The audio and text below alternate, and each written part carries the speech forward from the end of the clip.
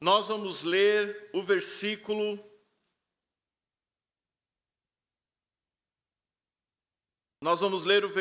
10 e 11. Lucas capítulo 5, versos 10 e 11, o tema da mensagem dessa manhã, a missão de cada um.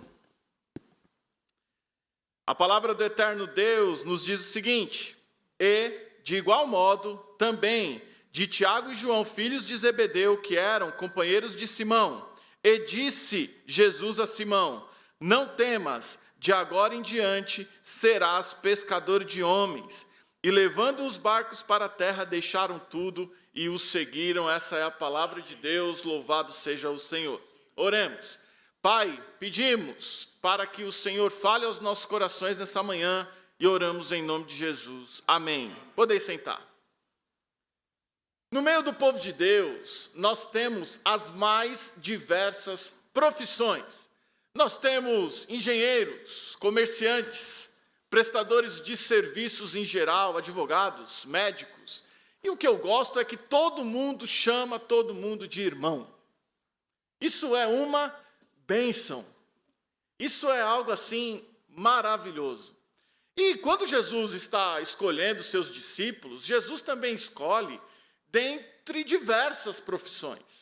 Nós tínhamos ali pescadores, que sim, era uma grande maioria, mas também nós tínhamos um político ali, um ativista, nós tínhamos um cobrador de impostos, um funcionário público, e todos eles, em torno de Jesus, caminhavam para uma mesma direção. Irmãos, é uma bênção, porque o Senhor usa cada um naquilo que faz. Isso é fantástico. Eu gosto muito de pensar dessa forma. E existem duas formas de nós pensarmos sobre o agir de Deus, a graça de Deus através de nós. A primeira é a forma coletiva. Nós, como igreja, fazemos grandes coisas para o Senhor. Só que, além da forma coletiva, além dessa missão que foi dada para nós como igreja no coletivo, foi dada a nós uma missão individual, que é você que precisa fazer, que sou eu que preciso fazer. E se eu não faço a minha parte, como é que eu estarei incluído no trabalho da igreja? Como é que eu estarei inserido no trabalho da igreja? Cada um precisa fazer a sua parte dentro dessa missão para que juntos possamos, como igreja, realizarmos aquilo que Deus quer que a gente realize. Então, vamos entender um pouco melhor sobre isso neste texto que li. Eu iria ler todos os 11 versículos, do 1 ao 11, mas por questão do tempo eu acabei não lendo. Mas a gente vai trabalhar com todos esses 11 versículos. O contexto aqui, Jesus começou a chamar os discípulos, chamar a sua equipe ministerial para o início da igreja.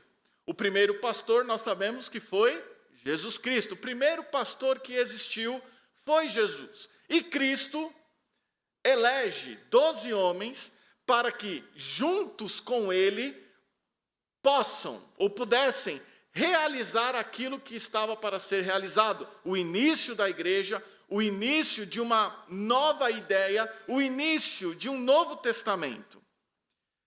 E é interessante porque Jesus chega aqui a pescadores, pede para que o barco seja afastado um pouco, e Jesus, então, começa a ensinar. Já repararam que Lucas não diz o que Jesus ensina? O foco aqui, o foco de Lucas, quando ele escreve este evangelho, é mostrar que Jesus queria algo com aqueles homens, queria algo com aqueles pescadores. Porque quando nós olhamos, inclusive nos outros evangelhos, Jesus sobe a montanha e os evangelistas relatam o que Jesus estava ensinando, Lucas aqui não relata o que Jesus estava ensinando. Lucas relata que Jesus pediu para que Pedro afastasse um pouco o seu barco e daquele barco Jesus começa a ensinar. Interessante que Jesus encontra Pedro juntamente com os seus sócios lavando as redes. Jesus ensina, depois dá uma orientação, uma grande pesca acontece e Jesus dá a missão para Pedro.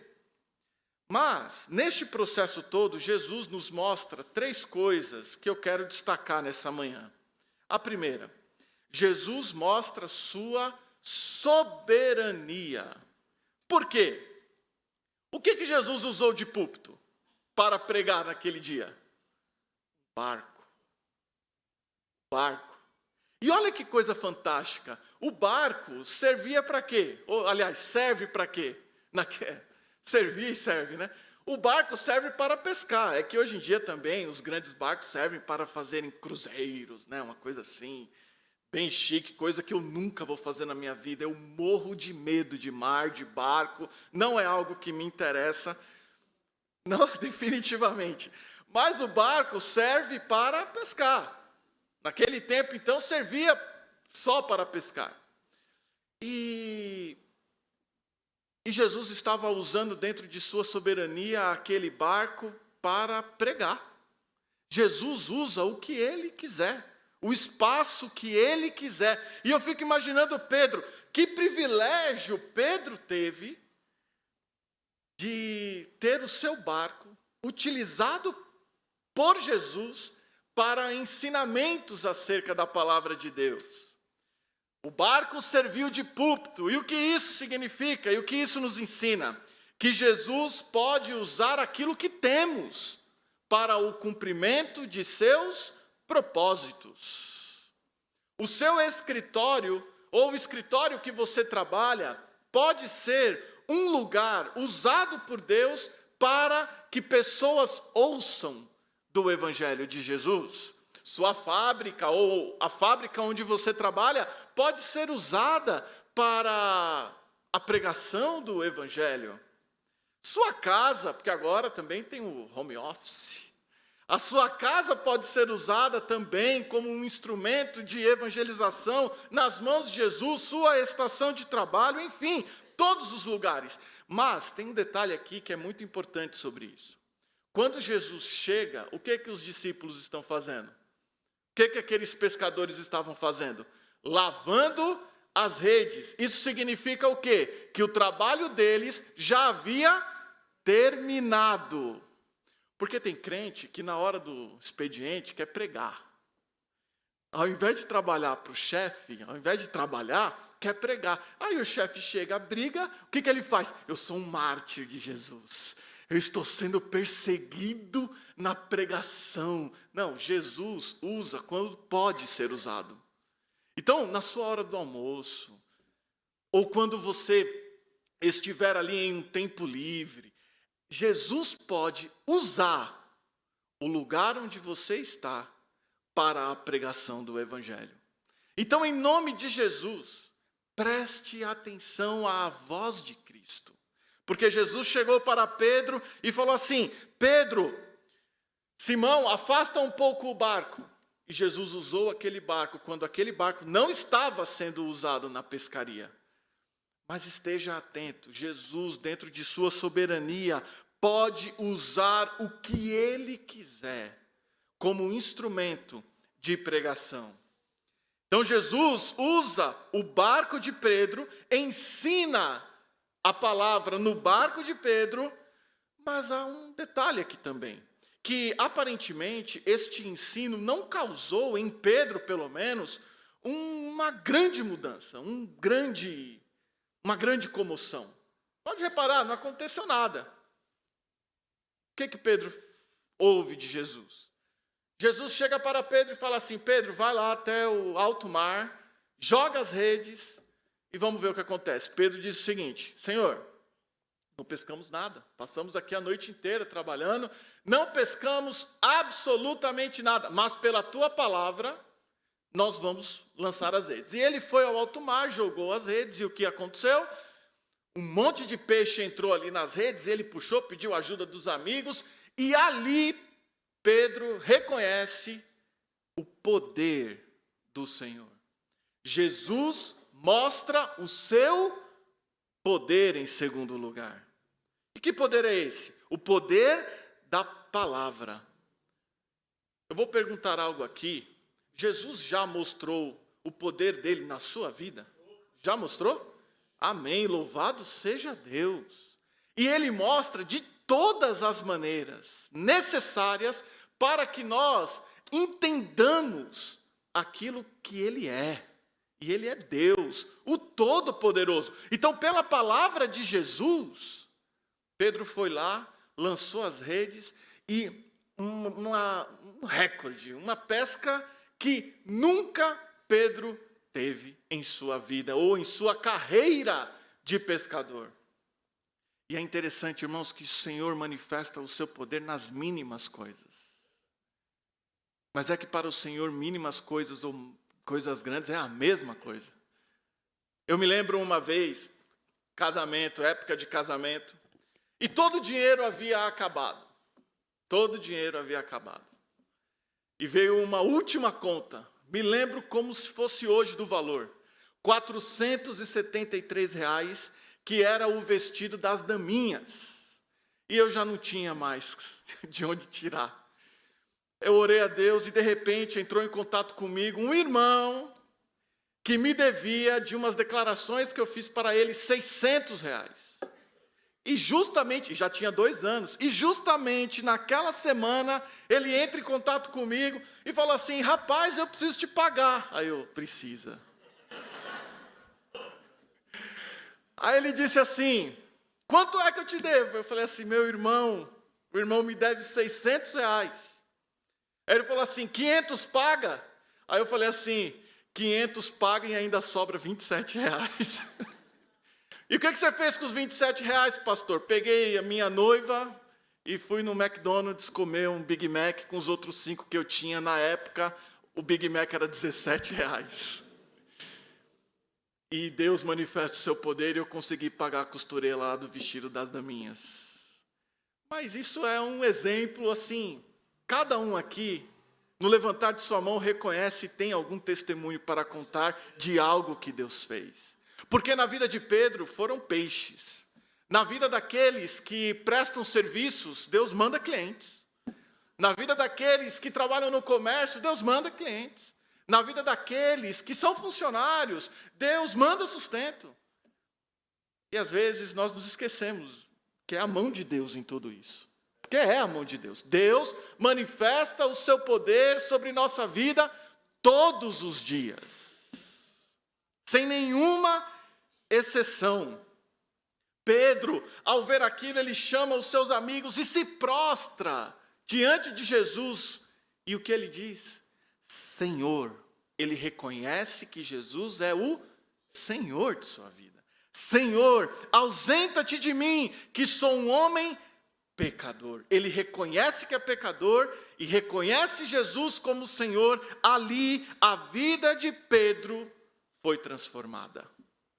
Completamente. Ou seja, Jesus manifesta o seu poder. A missão que ele dá a cada um de nós vem debaixo deste poder maravilhoso e eterno. Aqueles que exercem aquilo que Deus determinou, enxergam o poder dele em tudo. Em tudo. Irmãos, é o poder da palavra do Senhor que muda vidas, que transforma vidas. E quando ouvimos a palavra do Senhor, é impressionante como Deus age. Não é? É impressionante, porque, veja, lance as redes. Pedro foi lá e lançou as redes. E os peixes vieram. Nós devemos, irmãos, acreditar na palavra do Senhor. Nós devemos viver debaixo deste poder do Senhor. Nós devemos. Jesus demonstra o seu poder todos os dias, dia após dia. Me lembro do testemunho do nosso irmão Carlos Caires contando para mim como Deus agiu na vida dele em todos os sentidos. Milagres atrás de milagres. Porque é isso que o Senhor faz. Então veja, dentro da missão que Deus deu a cada um, o Senhor mostra a sua soberania, Ele usa o que Ele quer. Ele mostra o seu poder, nos dando tudo aquilo que precisamos de maneira miraculosa. Terceiro, Jesus mostra a sua vontade. Por quê? Quando Pedro chega e fala assim, Senhor, afaste de mim que sou pecador, qual é a resposta de Jesus? Não temas, porque de agora em diante, eu farei de você pescador de homens. Eis a missão que Deus dá a cada um de nós. A vontade do Senhor é que sejamos pescadores de homens. Só que por que Jesus usa essa expressão pescador de homens? Porque Pedro era pescador. Você que é prestador de serviço, Jesus não falaria pescadores de homens. Jesus falaria, dê o seu tempo para falar de Jesus. Dê o seu tempo para falar de mim. Você que é comerciante e vende muito bem, apresente Jesus da mesma maneira que você apresenta o seu produto. É isso que Jesus está dizendo.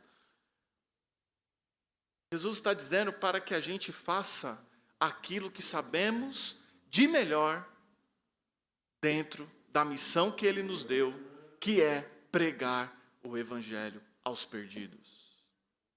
Porque aqui Jesus não chama Pedro para ser apóstolo. Jesus chama Pedro para ser pescador de homens. Aqui não está o chamado do apostolado. O chamado do apostolado está no capítulo seguinte. Eu tenho uma função. Qual é a minha função? Eu sou pastor. Essa é a minha função. O que o pastor faz? Qual é a função do pastor? Cuidar das ovelhas, cuidar do coração das ovelhas, cuidar da vida espiritual das ovelhas. Dentro da função pastoral está a evangelização dos perdidos? Não. Só que na minha posição de servo de Cristo, de filho de Cristo, está. Por isso que todos devem se envolver no trabalho da evangelização, independente da nossa função. Porque tem aqueles que são da música. Qual é a função daqueles que são da música? Tocar, cantar. Os coristas aqui cantam. A função dos coristas é evangelizar os perdidos? Não. Como corista, não. Mas como filho de Deus, sim. Essa é a missão que o Senhor dá a cada um de nós. Nós temos mestres, nós temos doutores, nós temos professores no meio do povo de Deus, mas todos eles devem evangelizar aos perdidos. Jesus disse para Pedro, que era pescador, eu vos farei pescador de homens. E Pedro entendeu.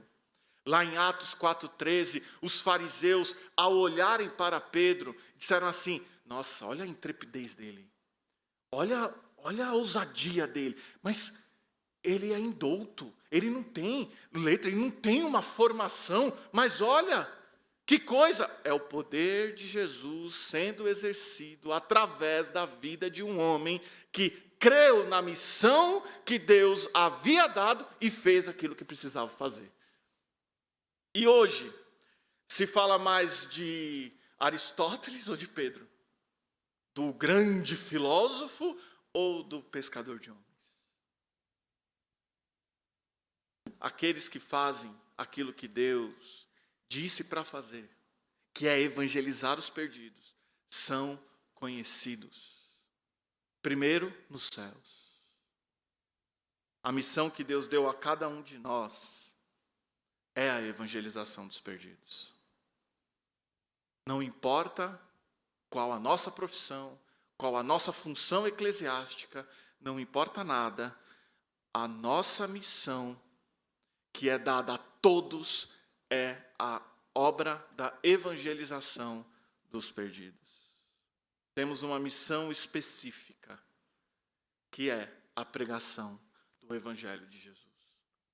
Irmãos, vamos fazer, amém? Vamos lá, vamos pregar aos perdidos. Vamos nos envolver nessa obra maravilhosa. Porque é a obra do coração de Deus e nós sabemos que Jesus está prestes a arrebatar a sua igreja. Essa missão é minha, como filho de Deus. Essa missão é sua, como filho de Deus. E Jesus mostra a sua soberania, Jesus mostra o seu poder e Jesus mostra a sua vontade. Que Deus nos ajude para que a gente cumpra a missão que Ele quer que façamos. Amém? Eu convido você a baixar a sua cabeça. E nós vamos orar nesse momento. Pai, em nome de Jesus, muito obrigado, Senhor, pela sua palavra. Muito obrigado, Senhor Deus, porque o Senhor manifesta, mais uma vez, o poder da mesma em nossas vidas. Muito obrigado, porque o Senhor quer que nós sejamos participantes dessa obra maravilhosa, que é a obra da evangelização.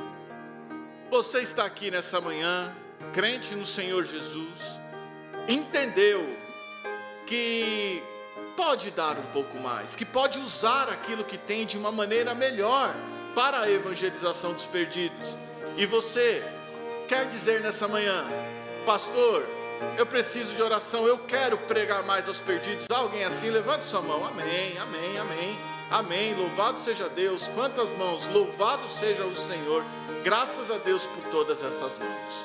Agora você está aqui e ainda não conhece o amor de Jesus e gostaria de nessa manhã confessar Jesus como o Senhor de sua vida e entender que não há algo mais importante do que isso. Você que está aqui nessa manhã e quer se entregar a Jesus, levante sua mão bem alto. Há alguém assim? Há alguém assim? Vamos ficar em pé? Vamos orar? Pai, em nome de Jesus, nós te agradecemos, Senhor Deus, por este tempo que ficamos aqui em sua presença.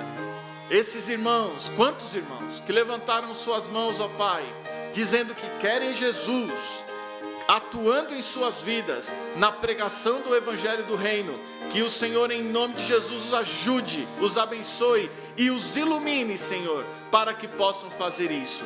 Que cumpramos a missão que o Senhor nos deu, essa missão que é individual, essa missão que é minha, Senhor, como teu filho, como teu servo, essa missão que é de cada um, que isso possa ser algo latente em cada vida nessa manhã. E eu oro em nome de Jesus. Amém.